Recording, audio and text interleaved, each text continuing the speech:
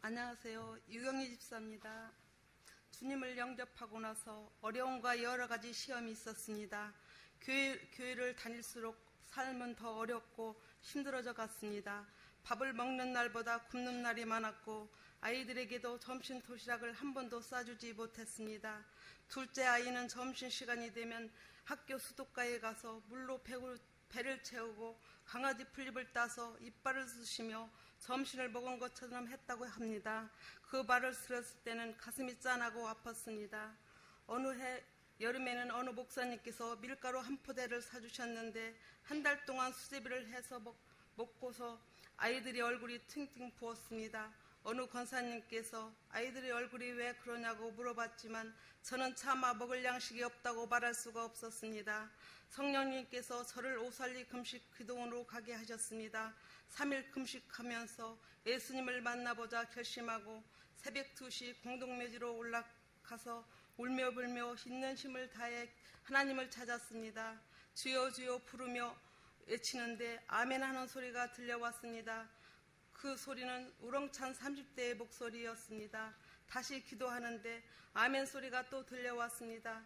나는 기도를 마치고 아멘한 사람을 찾으려고 했지만 묘지에는 아무도 없었습니다. 나중에 되어서 하나님께서 기도 응답을 하셨다는 것을 깨닫게 해주셨습니다. 기도원에서 내려와서 철야를 하기 시작했습니다. 어느 날 울며 불며 기도하는데 어떤 사람이 기도하러 교회에 왔다가 제 모습을 보고서 안쓰러웠는지 내가 예수님이라면 들어주겠다고 말 한마디 하고 나갔습니다. 저는 그 말에 뜨거운 눈물을 흘리며 하염없이 울었습니다. 그 후로 아멘하는 소리와 내가 예수님이라면 들어주겠다는 말을 할 때 기도에 늘 힘이 되었습니다. 그리고 10년 동안 날마다 철야를 했습니다. 남편은 예수님을 그렇게 열심히 잘 믿는데 왜 이렇게 사느냐고 구박도 하기도 했습니다. 어느 권사님께서 성미를 드리고 11조를 드리면 하나님께서 축복해 주신다고 했습니다. 저희 집에 오실 때마다 성미와 11조를 드리라 하며 이번 월급을 타면 11조를 드리라고 하였습니다. 첫 번째 11조를 드리게 되었을 땐 친정에 갈 일이 있었습니다. 오다나 변변한 것이 없어서 11조를 드릴 돈으로 옷을 사 입어야 하나 하는 갈등이 왔습니다. 기도로 성령께서 물었더니 11조를 해야 한다는 감동이 왔습니다. 11조를 드리고 나니 마음이 편안하고 기쁨이 왔습니다. 그리고 친정집에 갔더니 올케 언니께서 옷을 사주셨습니다. 두 번째 11조를 드릴 때에는 쓸 것도 많고 아이들에게 배불리 먹이고 싶어서 하지 않았습니다. 그런데 그 달에는 월급을 병원비로 다 쓰게 되었습니다. 세 번째 11조를 드리는 날이 되었습니다. 그때 시댁에 갈 일이 생겼는데 옷 때문에 고민이 되었지만 11조를 하였습니다. 11조를 드리고 시댁에 갔더니 왜 춥게 입고 왔냐 하면서 동서가 옷 한 벌을 사주셨습니다. 11조를 드리는 것은 하나님과 저만의 아는 기쁨이 되었습니다. 11조를 드려도 한 달을 살 수 있도록 해주셨지만 드리지 않으면 병원비나 다른 곳으로 다 쓰게 되었습니다. 기도 중에 11조를 드려야 복이 온다는 것을 깨닫게 되었습니다. 그래서 굶으면서도 11조를 드렸습니다. 11조를 드린 지 1년이 됐을 때 남편 월급이 통장으로 들어오게 되면서 제가 통장 관리를 하게 되었습니다. 월급을 타면 제일 먼저 11조를 드리고 몇 년이 지나서 남편도 제가 몰래 11조를 하고 있다는 것을 알게 되었고 하지 말라고 했습니다. 저는 남편에게 하나님께서 드린 것은 11조밖에 없는데 하나님께서 이렇게 복을 주셨다고 말을 했습니다. 지금은 남편도 하나님께서 드리면 채워주신다는 것을 아시고 월급을 타면 11조를 드렸냐고 먼저 물어봅니다. 10년을 철야하고 11조를 드리면서 남편을 사랑하게 되었고 제가 많이 변화되었습니다. 남편도 구름원교에 와서 신앙생활을 열심히 하게 되었습니다. 2006년도에 교통사고로 남편이 힘들었지만 그 사고를 통해 남편의 믿음은 더욱 좋아졌습니다. 성미를 담당하고 나서 작은 딸과 함께 살게 되었고 작은 딸로 인하여서 한 달 양식을 채워지게 되었습니다. 모든 것이 다 주님의 은혜입니다. 비록 저희 작은 간증이지만 우리 모두 하나님께 드리는 것을 기뻐하며 큰 복을 받으시길 원합니다. 하나님께 영광 돌리며 감사드립니다.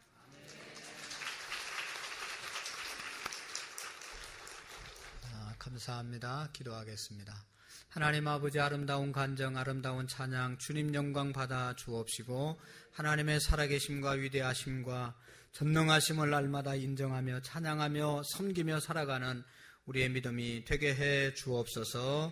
이 시간도 하나님 아버지 말씀에 귀를 기울이는 시간 되게 하시고 고단한 우리의 육신들, 지쳐있는 우리의 마음들이 세움을 얻는 복된 시간으로 삼아 주옵소서.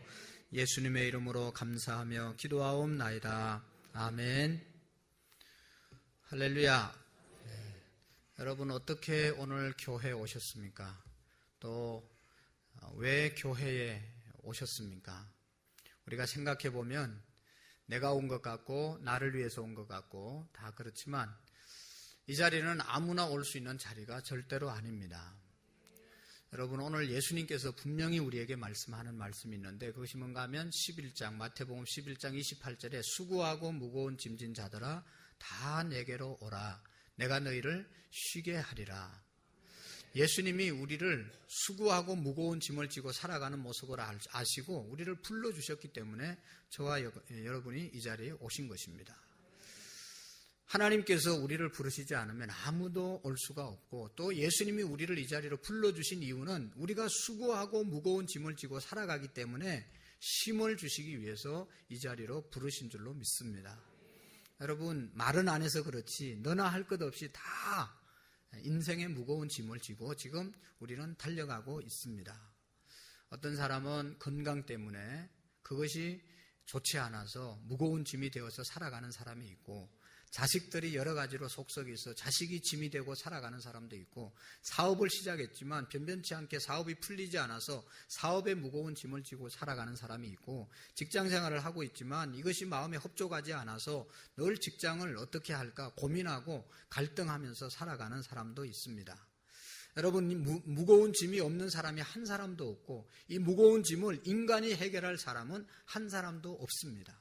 때문에 예수님께서 이 땅에 오셔서 우리를 부르시고 이 문제를 예수님께 맡기면 해결해 주시겠다고 우리를 불러주신 것입니다. 수고하고 무거운 짐진 자들아 다 내게로 오라 내가 너희를 쉬게 해 주시겠다고 말씀하셨습니다. 오늘 성령께서 하시는 이 음성을 저와 여러분들이 듣고 무거운 짐을 저 십자가 밑에 다 내려놓고 돌아가는 그런 시간이 되시기를 바랍니다.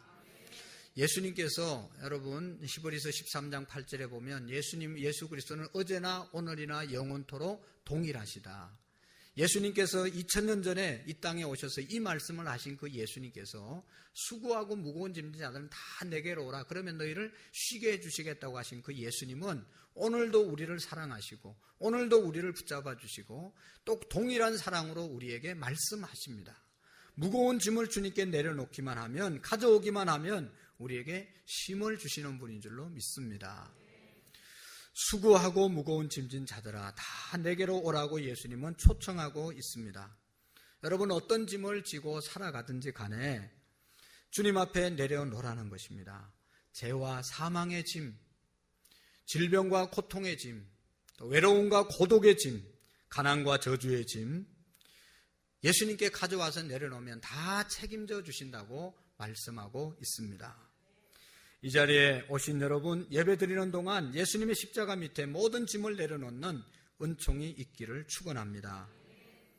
예수님은 우리의 무거운 짐을 대신 져 주시기 위해서 이 땅에 오셨다고 말씀하고 있습니다.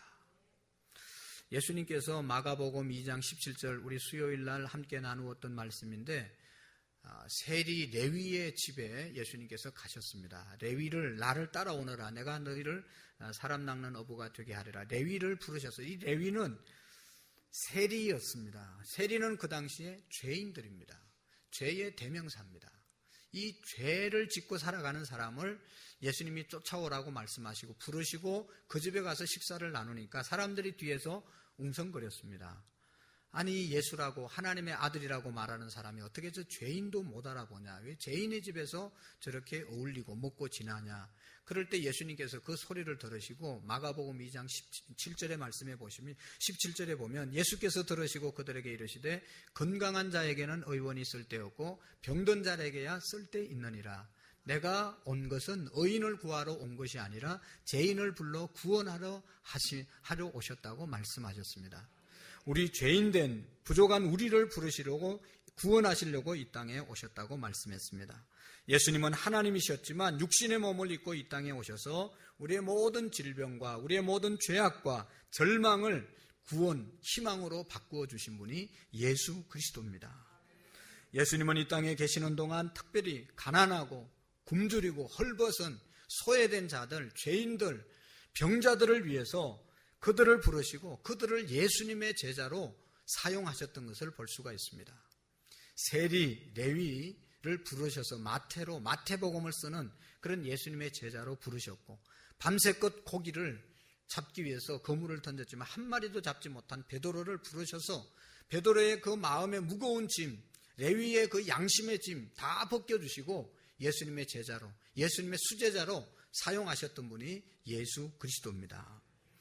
주님은 지금도 우리를 부르고 계십니다. 어떤 무거운 짐을 지고 있든지 간에 내게로 오너라.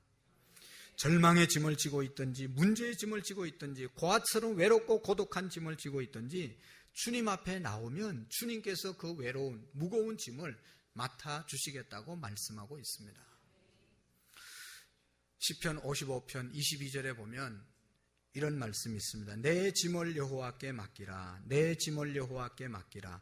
그가 너를 붙드시고 의인의 요동함을 영원히 허락지 아니하시리로다. 할렐루야.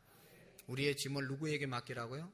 여호와께 맡기라. 할렐루야. 그러면 주님이 맡아주신다고 말씀했습니다. 맡기면 맡아주신다고 말씀했습니다. 맡기지 않으면 맡지 않습니다. 목욕탕에 가면 기중품을 맡기지 않은 것은 책임지지 않습니다. 주님께 맡겨야 주님이 책임져 주시는 것입니다. 우리나라 초대교회 때 선교사들이 들어와서 선교할 때 처음에 선교사들이 집차를 가지고 이제 전도하러 다니고 그렇게 차를 몰고 다녔는데 어느 한여름에 할머니가 무거운 짐을 머리에 이고 땀을 뻘뻘 흘리면서 길을 가고 있었습니다. 선교사님이 너무 안타까워서 차를 세우고 그 할머니를 태웠습니다. 할머니는 너무 감사하다고 차에 탔습니다.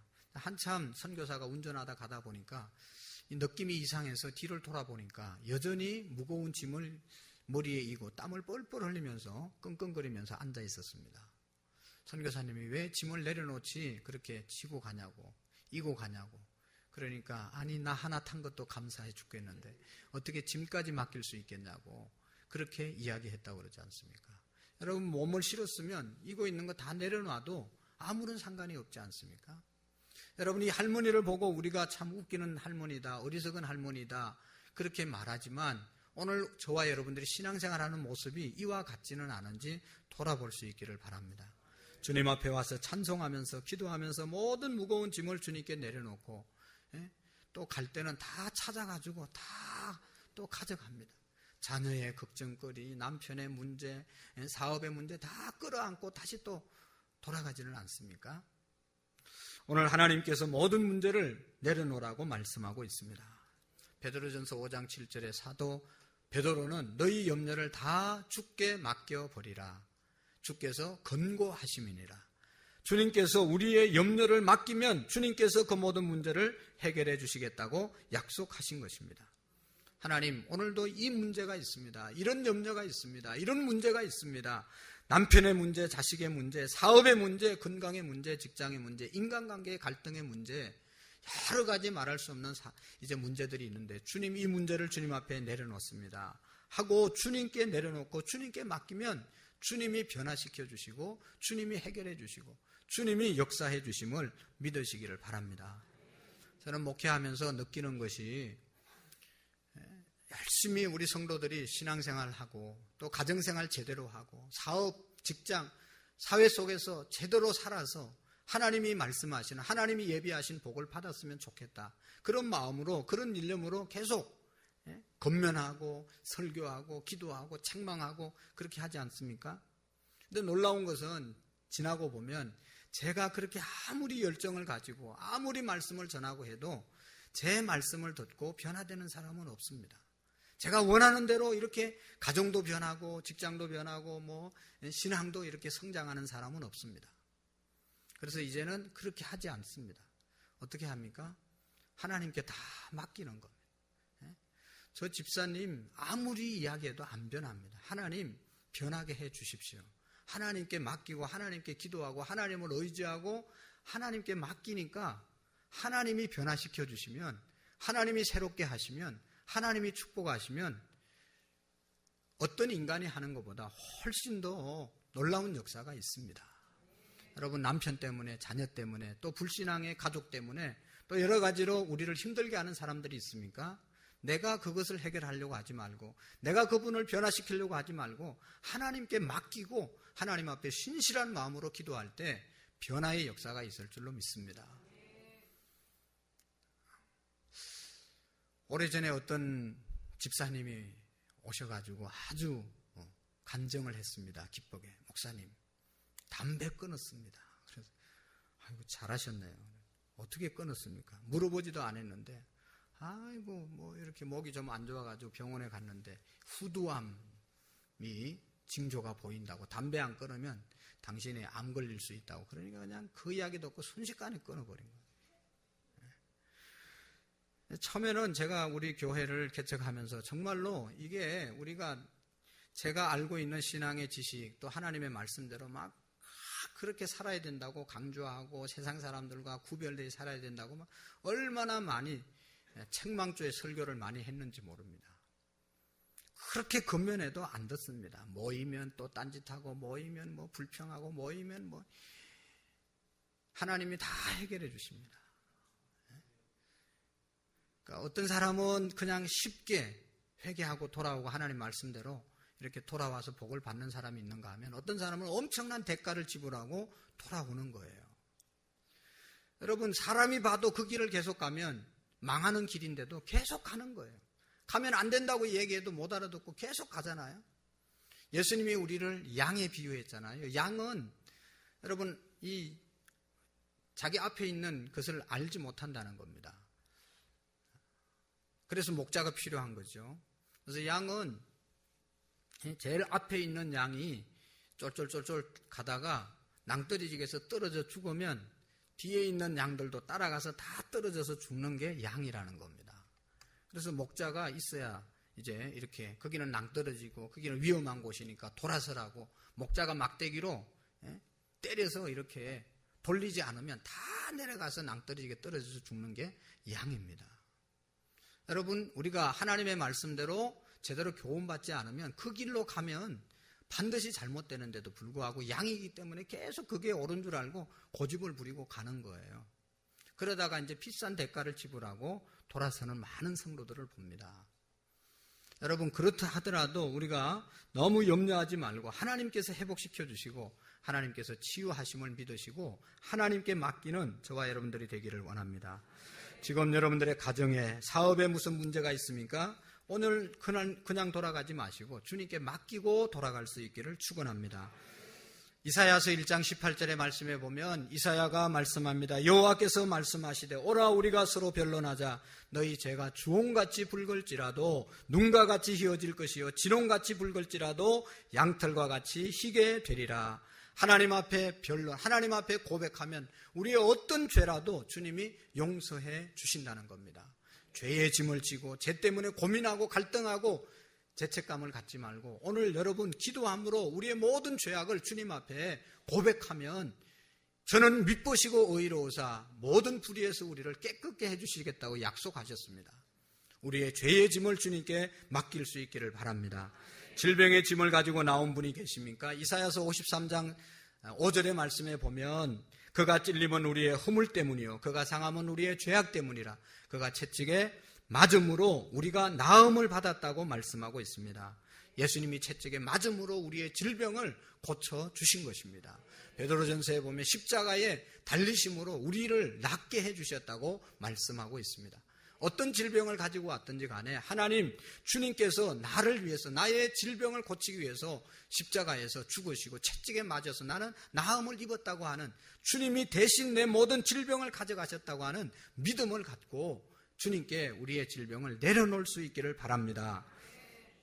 가난의 짐을 지고 살아가는 사람들이 있습니까? 물질의 문제가 풀리지 않는 분들이 있습니까? 고린도후서 8장 9절의 말씀에 보면 이렇게 말씀하고 있습니다. 우리 주 예수 그리스도의 은혜를 너희가 알거니와 부유하신 이로써 너희를 위하여 가난하게 되심은 그가 가난함으로 말미암아 우리를 부유케 하려 하심이니라. 예수님이 가난하게 그렇게 살았던 것은 우리 예수님을 믿는 사람, 예수님 따라가는 사람들을 부유하게 하시기 위해서 예수님이 대신 가난해지셨다는 것입니다. 그래서 예수님 제대로 잘 믿는 사람이, 여러분, 가난하게 예수님을 믿고 출발했어도 다 부유함의 역사로 바뀌어지는 것을 믿으시기를 바랍니다. 주님께 나오면 주님께서 우리를 축복해 주시는데 가난이 물러가고 저주가 물러가고 주님 안에서 새로운 우리의 삶이 세워질 줄로 믿습니다. 다만 건면하고 성실하게 부지런하게 하나님의 말씀 붙잡고 일하면 모든 가난과 저주가 떠나가게 될 줄로 믿습니다. 예수님이 우리의 짐을 날마다 대신 져주시기 때문에 여러분, 모든 짐을 우리가 주님 앞에 내려놓으셔야 합니다. 중요한 것은 두 번째로, 여러분, 예수님께서 우리의 짐을 내려놓으실 때 어떻게 하신다고 말씀했습니까? 쉬게 해 주시겠다. 할렐루야. 참된 평화와 안식을 우리에게 약속하시고 주님께 짐을 맡기는 자에게 참 쉼을 허락해 주십니다. 여러분, 세상을 바라보면 어디 편한 곳이 어디 있습니까? 쉼이 어디에 있습니까? 우리가 좀 쉬러 가자 그래가지고 가족들과 함께 바리바리 싸가지고 휴가를 가지만 돌아올 땐 더 피곤해가지고, 더 피곤해서 얼굴에 그냥 피곤이 넘치게 해서 돌아오는 경우를 얼마나 많이 보는지 모릅니다. 우리 가족끼리 단합대회 하자 그래가지고 뭐 싸가지고 단합대회 갔다가 돌아오기도 전에 싸워서 오는 그런 사람들. 우리에게 들려오는 소식이 뭐 형제가 동생이 형을 죽였다, 뭐 옛날 사랑하던 뭐 애인을 뭐 총으로 쏴 죽였다, 뭐 차 주차 뭐 제대로 안 한다고 주차를 갖다가 뭐 이렇게 망치로 때리고 부수고 말이죠.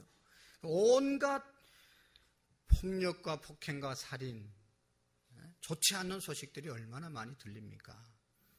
정말 좋은 뉴스가, 굿뉴스가 어디 있습니까? 우리가 참 쉼을 가져올 수 있는, 평안을 마음속에 간직할 수 있는 소식을 우리가 찾을 수가 없습니다. 그런데 여러분, 주님은 우리에게 말씀합니다. 수고하고 무거운 짐을 졌느냐, 내게로 오라, 내가 너희를 쉬게 하겠다고 예수님께서 당당하게 말씀하십니다. 절대로 우리의 스스로 힘으로 세상의 문제를 해결할 수가 없습니다. 이 사회의 정치적인 문제, 교육의 문제, 무슨 군사의 문제, 남북 통일의 문제, 여러분, 누가 해결할 수 있겠습니까? 우리 예수님께서만 해결하실 줄로 믿습니다. 그래서 여러분, 우리의 마음속에 주님의 평안이 임해야 됩니다.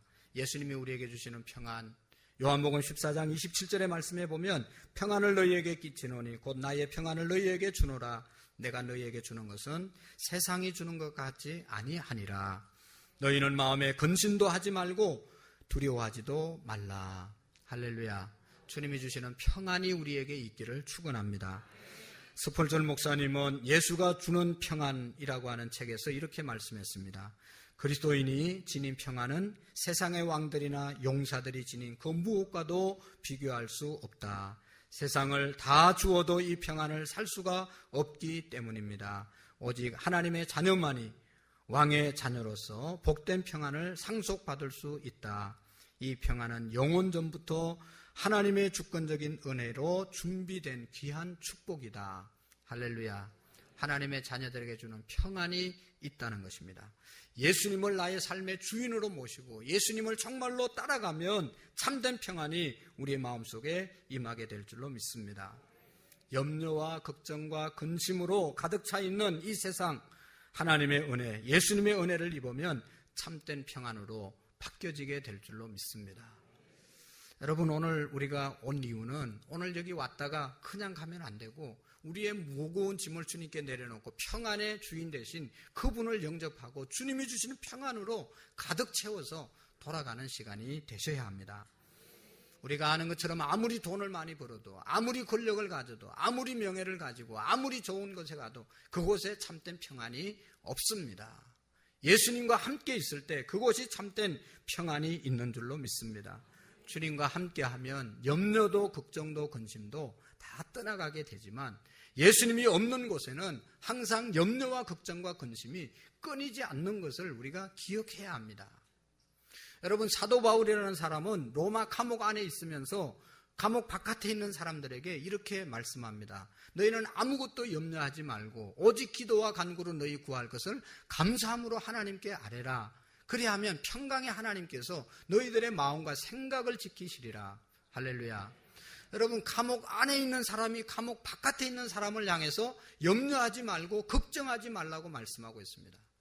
제대로 이제 되는 것은 감옥 안에 있는 사람들을 불쌍히 여겨서 감옥에 있는 사람들 염려하지 말고 참고 기다리면 나와서 좋은 일이 있을 것이다. 이렇게 감옥 바깥에 있는 사람들이 감옥 안에 있는 사람들을 건면하고 위로하고 소망을 줘야 되는데, 여러분, 사도 바울은 감옥에 있었지만 예수님과 함께 있었기 때문에, 하나님과 함께 있었기 때문에 염려하지 않고 오히려 바깥에 있는, 감옥 바깥에 있는 빌립보 교인들을 향해서 염려하지 말고 근심하지 말고 감사함으로 하나님께 아뢰라. 그래 하면 평강의 하나님께서 너희들의 마음과 생각을 지켜주시겠다고 약속하셨습니다.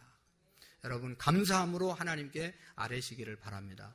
감사함으로 하나님께 아뢰일 때 여러분, 내 마음속에 있는 상처가 감사함으로 아뢰일 때 치유되는 것입니다. 감사함으로 하나님께 아뢰일 때 복이 임하는 것입니다. 여러분, 감사함으로 가정에서 생활해 보십시오. 가정이 얼마나 더 큰 축복으로 바뀌어지는지 모릅니다. 교회 생활 감사함으로 하나님께 아뢰면서 나갈 수 있기를 바랍니다. 모든 염려와 근심 걱정을 내려놓고 여러분, 감사함으로 하나님께 나갈 때 우리가 쉼을 얻을 수가 있는 것입니다. 유명한 톨스토이가 55세 때 신앙론이라고 하는 책을 썼는데 그가 그 책 속에서 이렇게 자기를 소개합니다. 55년을 살아오는 동안 15년의 소년기를 제외하고는 안식을 경험하지 못했습니다. 아니, 안식을 알지 못하고 살아왔습니다. 18세 되는 어느 해 친구가 이런 이야기를 해요. 신이 인간을 만든 게 아니고 인간이 신을 만들었다고 하는 그 말에 설득을 당해서 교회를 떠나고 난 다음부터는 하나님과 함께 살지 않은 그 생애는 절대로 평안이 없었다는 겁니다. 친구의 말에 설득이 돼서 기독교를 떠나기로 결심하고 종교를 포기하는 것이 진정한 자유를 얻는 길이라고 착각했다. 그러나 내 나이 55세가 되니 이제 내가 버린 어머니의 품과 같은 신앙의 품으로 내가 다시 돌아왔습니다. 종교로 돌아온 것이 아니라 예수님의 품에 돌아왔습니다. 예수님의 품에 돌아오니 참된 안식을 발견했습니다. 그런 이야기를 했습니다. 그렇습니다. 여러분, 예수님만이 우리의 참된 평안이요, 참된 안식이요, 참된 문제의 해결자임을 믿으시기를 바랍니다. 그리고 나서난 다음에 정말로 주님께 우리의 무거운 짐을 내려놓으면 참된 안식이 있는데, 예수님이 마지막 한 가지 더 우리에게 말씀하는 것은 내 멍에를 메고 내게 배우라. 예수님의 멍에를 메고 예수님을 배우라고 말씀하고 있습니다. 예수님의 멍에는 나는 온유하고 겸손하니 나의 멍에를 메고 내게 배우라고 말씀합니다. 여러분, 예수님의 멍에를 메셔야 됩니다. 멍에가 뭡니까? 여기 어른들은 다 알고 계시는데, 소에게 짐을 끌고 수레를 끌고 가기 위해서 소의 등에다가 이렇게 장치하는 것이 멍에입니다. 밭을 더 쉽게 갈기 위해서 소에게 멍에를 지웁니다. 근데 제가 시골에 있을 때 이 소의 멍에를 지우려고 하면 어느 소든지 앉으려고 막 발부둥 치고 막 도망 다닙니다. 그러면 주인이 가만히 두는 것이 아니라 막 때려가지고 막 그냥 소를 야단치면서 억지로 멍에를 메웁니다. 아무리 발부둥 치고 도망가려고 해도 주인이 그냥 내버려 두지를 않습니다. 어떻게 해서든지 그냥 지우는 거죠. 그래 지우면 이 수레를 끄는데 훨씬 더 쉽게 끌고 갈 수가 있습니다. 쟁기를 끄는데도 쉽게 끌고 갈 수가 있습니다. 목적지까지 목적하는 것을 온전히 이룰 수 있는 길이 멍에를 지어야만 소가 제대로 갈 수가 있는 겁니다. 여러분, 우리가 예수님을 믿으면서 교회에 오면, 하나님을 믿으면 하나님이 주시는 멍에가 있습니다. 그런데 사람들은, 성도님들은 이 멍에를 지어주려고 하면 다 도망갑니다. 막 앉으려고 그러고 못한다고 그러고, 모세처럼 내가 뭐 어떻게 합니까? 못하는 이유를 논리적으로 막 얼마나 잘 이야기하는지. 그래도 어때요? 하나님은 반드시 멍에를 지우는 겁니다. 왜 지웁니까? 멍에를 하나씩 져야 하나님의 나라까지 갈 수 있고 쉽게 갈 수 있습니다. 소가 멍에 지면 막 힘들 것 같고 그래가지고 막 발부둥 치지만 사실 멍에를 딱 지어주면 안정이 되는 겁니다. 교회 와서 어떤 멍에를 치면 막 그것 때문에 불편하고 부자유하고 뭐 시간 다 뺏기는 것 같지만 딱 하나 지어주면 그거 잘 감당하면 여러분 천국까지 가는데 아무런 지장이 없습니다. 할렐루야. 여러분, 예수님께서 우리에게 원하시는 멍에는 온유하고 겸손한 것입니다. 예수님께서 나는 마음이 온유하고 겸손하니 내게 배우라고 말씀했습니다. 여러분, 온유함이 뭡니까? 예수님의 성품이고 부드러운 마음이고 친절한 마음이고 따뜻한 마음이 온유한 마음입니다. 금요일 날 팔복을 말씀드리면서 온유에 대해서 1시간 동안 말씀을 드렸는데, 여러분 학교 다닐 때 막 덩치 좋고 깡패들 막 폭력 행하는 거칠은 아이들이 주름 잡았지 않습니까? 그때 막 아유 저런 애들처럼 됐으면 어떻게 얼마나 좋을까. 그러면 쫄쫄 따라다니고 또 여학생들은 또 그런 애들을 막 좋아가지고 막 다 어디 갔습니까? 그런 애들. 예? 다 잘못되지 않았습니까? 그러나 온유하고 착하게 성장하고 공부하고 그런 아이들은 다 잘 되지 않았습니까? 여러분, 막 대단한 사람이 성공하는 것 같고 출세하는 것 같지만 그렇지 않습니다. 온유하게 하나님의 말씀대로 사는 사람을 하나님이 땅을 선물로 주시는 것입니다. 여러분, 동물들도 보면 막 이게 싸나운 그런 동물들은 이 땅을 다 지배할 것 같지만 다 사라집니다. 점점 멸종 위기에 놓여 있습니다.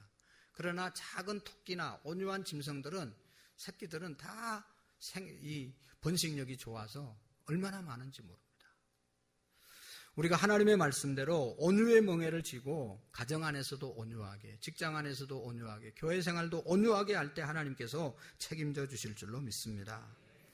세상 사람들은 온유하게 살면 다 빼앗기고 바보처럼 뒤지며 살아간다고 말하지만 하나님은 그렇지 않습니다. 결국에 가서 보면 온유한 사람이 땅을 기업으로 차지하는 것입니다. 우리가 인생을 살면서 각을 세우고 다른 사람과 자주 다투는 사람들이 있습니다. 혈기를 자주 부리고 소리를 잘 지르고 남을 무시하고 짓밟고 입을 벌리면 욕만 하고 불평하는 사람들이 있습니다. 여러분, 그렇게 살아보면 남는 게 뭐가 있겠습니까? 짧은 인생 모든 사람들이 다 등을 돌리고 혼자가 되어질 수밖에 없습니다. 감사하면서 사랑하면서 용서하면서 온유하게 살 때 보람된 인생을 살게 될 줄로 믿습니다. 오늘 우리가 이 자리에 오게 된 것은 여러분, 우리가 죄를 지어서 영원히 죽을 수밖에 없었는데 예수님께서 우리의 죄를 용서해 주시고 하나님의 자녀 삼아 주셨기 때문에 이 자리에 온 것입니다. 이제 우리도 그런 예수님의 사랑받은 것을 나누면서 살아야 될 책임이 우리에게 있는 것입니다. 하나님 아버지, 우리를 용서하며 살게 해 주십시오. 온유하게 살게 해 주십시오. 겸손한 마음으로 살게 해 주십시오. 따뜻한 마음으로 살게 해 주십시오. 기도하는 은혜가 있기를 바랍니다. 온유한 멍에를 우리가 지고 가야 됩니다. 그리고 또 한 가지 멍에는 뭐예요? 겸손의 멍에입니다. 온유하고 겸손하니, 겸손함은 낮아짐을 말하는 것이죠. 남편이 나보다 낫다, 높다. 나는 남편보다 낮은 사람이다. 아내가 나보다 낫다. 자식이 나보다, 부모보다 훨씬 낫다. 옆에 있는 성도가 훨씬 더 훌륭하다. 다른 사람을 높이고 나는 낮아지는 것이 바로 겸손인 줄로 믿습니다. 예수님은 우리에게 일생 동안 보여주신 교훈이 뭔가 하면 낮아지심이고 겸손하심입니다. 겸손하고 낮아질 때 하나님이 주시는 평안이 우리에게 임할 줄로 믿습니다. 여러분, 예수님께서 하나님이셨지만 이 땅 가운데 오실 때 유대 땅 베들레헴, 세계 민족 중에 가장 어려운 민족이 유대 민족입니다. 그리고 말구유, 말밥통 위에 누우셨습니다. 그렇게 가장 비천한 자리에, 냄새나는 자리에 예수님이 낮아지신 것입니다. 예수님이 마지막 제자들을 불러 앉혀놓고 교훈한 내용이 뭡니까? 대하에 물을 떠다가 서성인 예수가 제자의 발을 닦아주신 것이 예수님의 마지막 교훈이었습니다. 서성된 내가 제자들 너희들의 발을 닦아주는 것처럼 너희들도 서로서로 이제 발을 닦이는 삶을 살으라.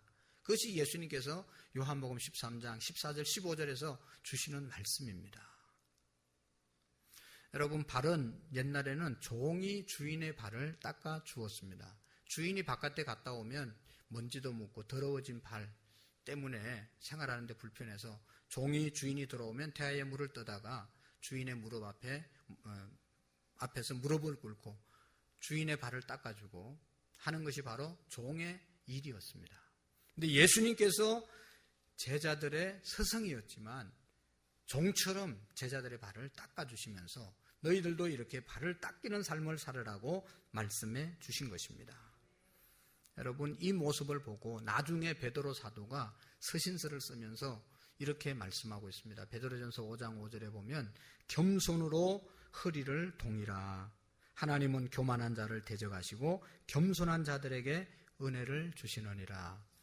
할렐루야.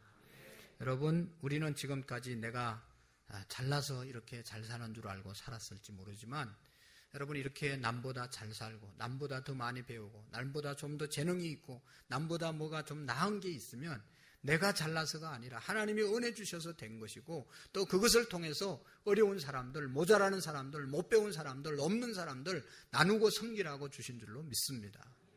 겸손함으로 우리가 나갈 수 있기를 바랍니다. 예수님이 오신 것은 섬김을 받으려 함이 아니요 도리어 섬기려 하고 자기 목숨을 많은 사람의 대속물로 주려 함이라고 마가복음 10장 45절에 말씀하셨습니다. 겸손은 하나님의 영광에 이르는 사닥다리라는 말이 있습니다. 가장 우리가 하나님 나라 올라갈 수 있는 그러한 방법이 늘 겸손하게 살 때 천국까지 이르게 될 줄로 믿습니다.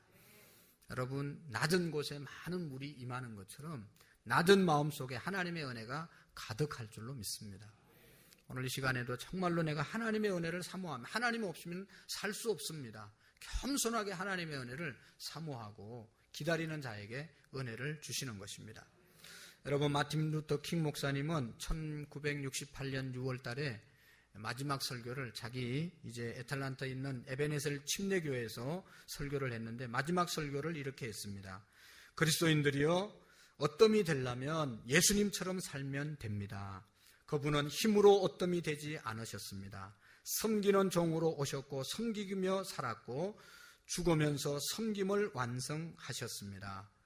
섬기는 자가 어떠미 됩니다. 종으로 살면 최고가 됩니다. 섬기면 누구나 어떠미 될 수 있습니다.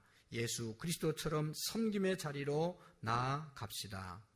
이 마지막 설교 너무너무 존경받는 목사님이었지 않습니까? 예수님께서 이제 빌립보서 2장 5절에도 보면 너희 안에 이 마음을 품어라. 곧 그리스도 예수의 마음이니 그는 하나님과 동등된 분이었지만 동등된 것을 취하지 아니하시고 오히려 자기를 비어 종의 형체를 가지사 사람들과 같이 되었고 사람의 모양으로 나타나셨으니 자기를 낮추시고 죽기까지 복종하셨다고 말씀하고 있습니다. 이것이 주님의 삶인 것입니다. 이것이 주님이 우리에게 지우려고 하는 멍에입니다. 온유함과 겸손의 멍에를 지고 주님을 배울 때 우리에게 힘이 있게 될 줄로 믿습니다. 기도하시겠습니다. 주님, 오늘도 우리를 초청해 주심을 감사합니다.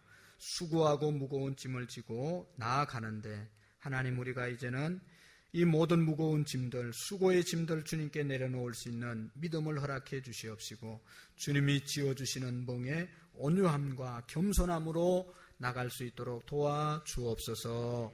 예수님의 이름으로 감사하며 기도하옵나이다. 아멘.